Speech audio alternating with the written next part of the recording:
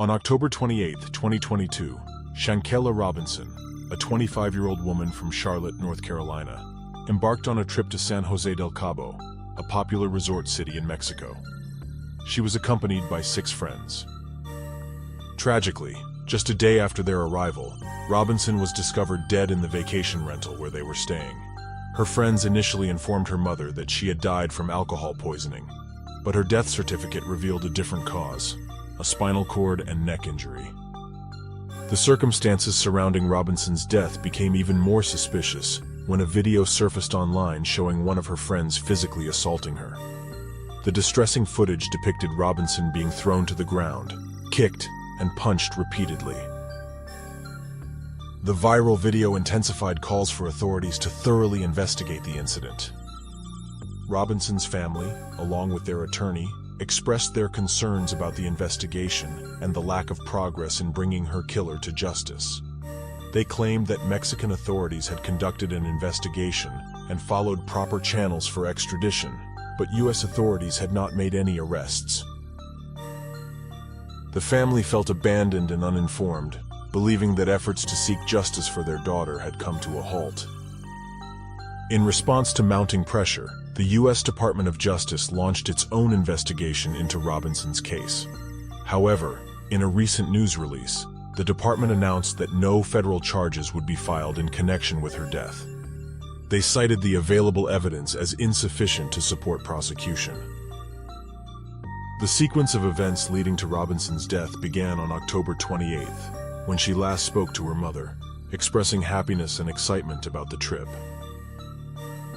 Robinson had graduated from West Charlotte High School and attended Winston-Salem State University, where she formed friendships with some of the individuals on the ill-fated trip. Additionally, she ran a business specializing in braiding children's hair. After Robinson's lifeless body was discovered in the living room of the vacation rental, her friends returned home to the United States.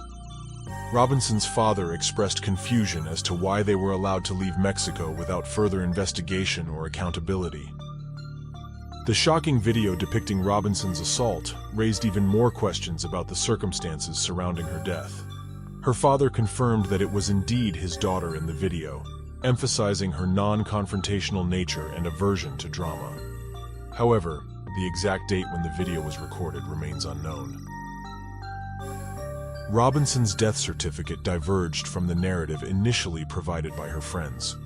While they claimed she died from alcohol poisoning, the certificate made no mention of such a cause.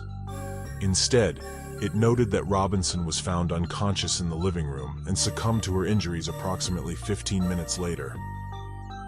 According to a police report, Robinson's friends called a doctor for medical assistance. The doctor found Robinson dehydrated and unable to communicate, supposedly due to excessive alcohol consumption. The friends insisted on treating her at the vacation home rather than taking her to a hospital. However, when Robinson began having a seizure, an ambulance was finally called. Despite resuscitation efforts, she was pronounced dead later that day.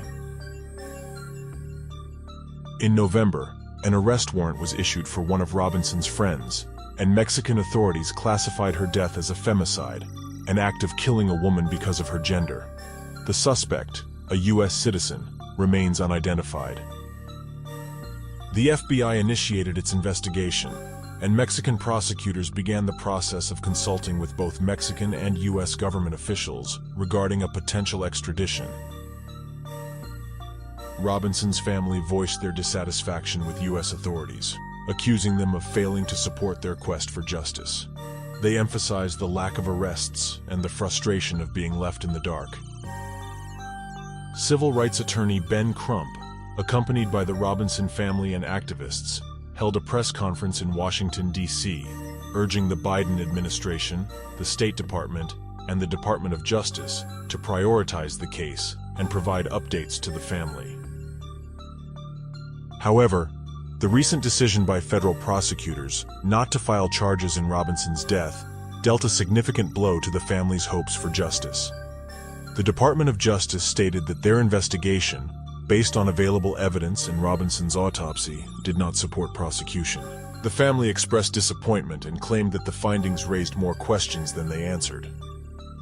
Sue Ann Robinson, an attorney from Ben Crump's firm, highlighted discrepancies between the U.S. and Mexican autopsies, asserting that the U.S. autopsy failed to determine a cause of death or confirm a spinal cord injury, as the Mexican autopsy had.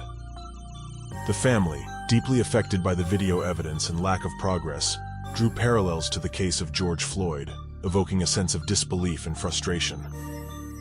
As of now, the Robinson family continues to seek justice for Shanquella Robinson, vowing not to be deterred by the recent decision.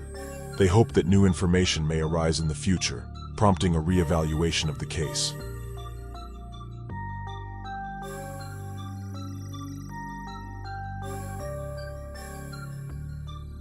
Today's challenging question, a conundrum, revolves around the brutal, sad, heartbreaking, and mysterious fate of Shanquella Robinson. What transpired on that fateful day, and what actions led to her untimely demise? Please share your opinions in the comments below. This is Conundrum, a channel dedicated to asking difficult questions and unraveling enigmatic puzzles, with the ultimate goal of illuminating the truth and seeking justice for those whose stories remain veiled in darkness. See you in the next video.